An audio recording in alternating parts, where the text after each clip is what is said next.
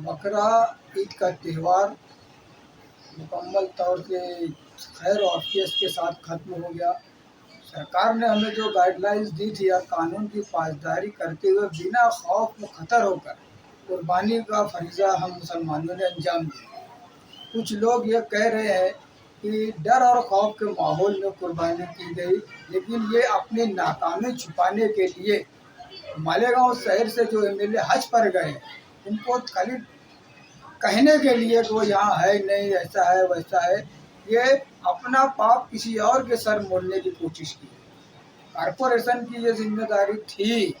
हमारी माओ बहनें बूंद बूंद पानी के लिए तरसती थी। इससे पहले कभी ऐसे नहीं हुआ कि प्रशासक के दौर में तीनों दिन बकरा ईद पे पानी मिला, ईद उल अजहा ईद उल जुहा पे पानी मिला, लेकिन कभी पानी के लिए इतनी हाहाकार नहीं मची जितना इस बॉडी के बैठने के बाद। 3-4 दिन लापता हो गए, कहीं फोटो नहीं आया, कोई कारकर्दगी नहीं आई, खामोशी और सन्नाटा छा गया कि आवाम के सामने हम क्या मुँह लेके जाए। पानी के लिए तरसते रहे। जो वक्तों का टाइम था नल का, वो वक्तों पर भी पानी नहीं मिला और बोले एमएलए भाग गए। वो उनकी अपनी जिम्मेदारी थी। किसी का पाप गिला देने से आपके पाप कम नहीं हो जाती। वो तो नाकारा ना अहल आमदार है, इसमें कोई गुंजाइश नहीं है। लेकिन आपने क्या जिम्मेदारी अदा की, ये सबसे अहम सवाल आज शहर के अंदर है। पानी के लिए हाहाकार मच गया। म्यूनसिपल कमिश्नर साहब को गिन्ना डैम ले गए, ये हो गया, ऐसा हो गया, वैसा होगा, बयान दे के छुट्टी। 8 दिन आपके वार्ड में पानी नहीं मिला। ईद उल अजहा जैसा त्यौहार मुसलमानों के लिए एक अजीब लम्हा फिक्र का बड़ा, पानी के लिए तरसते थे। और जो कचरा उठाने वाले कामगार थे, उन्हें औलाद उठाने पर लगा दिया गया और वो कचरा आज 5 दिन से पड़ा हुआ है। 5-5 दिन 4-4 दिन कि वो भी बेचारे क्या करेंगे। वार्डों के मुकादम बोलो, इंजीनियर बोलो, जो कामगार उनके पास है उन्हीं कामगारों से उन्होंने काम को चलाया। बरसरे इक़्तिदार की ये जिम्मेदारी थी कि काम को बढ़ा कर दिया जाता। जिम्मेदार कुछ 3-4 रोज़ के लिए कुछ कामगारों को बढ़ा लेना चाहिए, तो 4-4 5-5 दिन तक कचरा नहीं पड़ रहे। मेरे अपने इलाके के अंदर मैंने फ़ोन करके बोला हूँ कि कल ये कचरा उड़ जाना चाहिए। आज 4 से 5 रोज़ का अर्सा दिन गुजर गया है, वो कचरा नहीं उठा। तो आप शहर को चाहिए कि जो तकलीफ़ और मुश्किलात हमें पेश आ रही है पानी के ताल्लुक से, इसे भूलना नहीं है और आने वाले समय पर उन मेंबरान से हमेशा। और दूसरी बात, ये सुर्खी देखने में आ रही है, न्यूज़ के ज़रिए ये बात पता चली है कि यहाँ तो उल्टा है, छोटे मियाँ तो छोटे मियाँ, बड़े मियाँ सुभान अल्लाह वाली बात आ गई है। छोटे मियाँ को तो जो बोलना था बोले, बड़े मियाँ धुरिया के अंदर पार्टी बढ़ाना। वाह, बहुत अच्छी बात है, पार्टी बढ़ाना चाहिए। और वहाँ जो मैंने तकरीर को सुना और जो बात मैंने देखी, तो इतने बड़े पार्टी बढ़ाना चाहते, चंद अशार भी नहीं बोल पा रहे। पार्टी बढ़ाना है तो पहले अपने आप को डेवलपमेंट करो, अच्छी तकरीर सीखो। 2 शेर आप दुनिया में जाकर नहीं बोल सके, तुमने चाहा ही नहीं तुम्हारे हालात बदल सकते थे, तुमने चाहा ही नहीं तुम्हारे हालात बदल सकते थे, तुम्हारे आंसू मेरी आंखों से भी गिर सकते थे। 2 कदम मेरे चाँद चल कर देखा तो होता, खुद ब खुद तुम्हारे ख्यालात बदलते।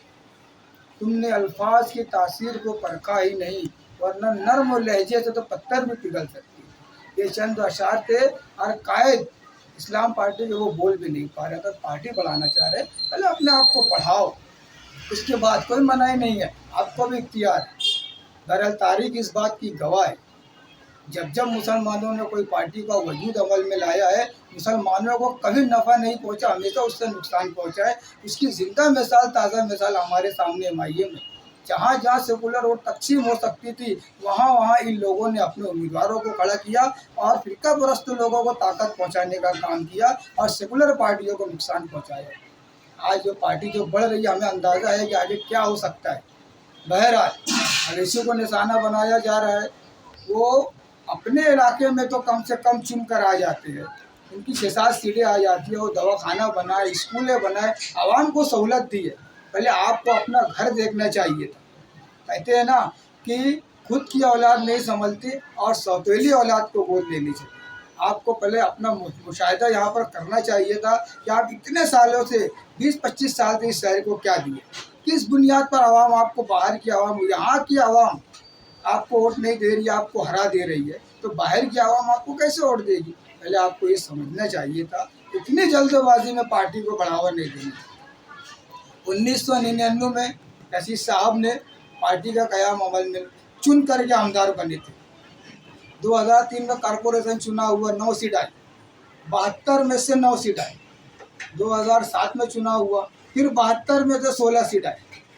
2012 में चुनाव हुआ, फिर 72 में से 25 सीट आई। 2017 में चुनाव हुआ तो 72 में से 28, 85 में से 28 सीट आई। अभी आपको आधा शहर भी पसंद नहीं कर रहा है। तारीख गवाह है 25 साल की। 25 साल से शहर आधा आपको कबूल नहीं कर रहा है, पूरा कैसे कबूल करेगा? ये शहर ने अभी आप तक का आधी सीटें नहीं दी। आज अगर 35 सीट आई तो 86 में से 35 आई, उसमें भी आधा शहर आपको नकार गया। आपको पहले ये सब कैलकुलेशन करना चाहिए कि कितने लोग आपको मान रहे हैं, क्या मान रहे हैं, कैसे जोड़ना चाहिए, उसके बाद पार्टी को बढ़ाना चाहिए। शहर में ही कुछ नहीं है, किस बुनियाद पर लोग वोट दे रहे हैं? और रहा सवाल मुसलमानों की नुमाइंदगी, तो संजय सिंह संसद में आवाज़ उठा रहे हैं, इमरान प्रतापगढ़ी संसद में आवाज़ उठा रहे हैं, दलित समाज के नेता आवाज़ वहाँ उठा रहे हैं, अखिलेश यादव वहाँ पर मुसलमानों के हक में आवाज़ उठाते हैं, ममता बनर्जी के लोग मुसलमानों के हक में आवाज़ उठाते हैं। अवामी नुमाइंदे मुसलमानों के हक में आवाज़ उठाते ऐसे नहीं है। ये कुलर पार्टियाँ आवाम के लिए लड़ रही है और लड़ती रहेगी। आप जैसे लोगों की तो बहरहाल ज़रूरत नहीं है, लेकिन हक है आपका, आप पार्टी बनाइए, कोई एतराज़ नहीं है। लेकिन आने वाला समय बताएगा आप कितने कामयाब है। लेकिन मैं शहर से ये कहना चाहूँगा, जो हालात शहर के अंदर है, परेशानी, उसे भूलना नहीं है और आने वाले वक्त में आम आदमी पार्टी को मजबूत करे। इंशाअल्लाह मुतबादिल के तौर पर आम आदमी पार्टी आपके सामने है और ये पार्टी आपको तरक्की, शहर को तरक्की की राह पर ले जाएगी। बहुत बहुत शुक्रिया।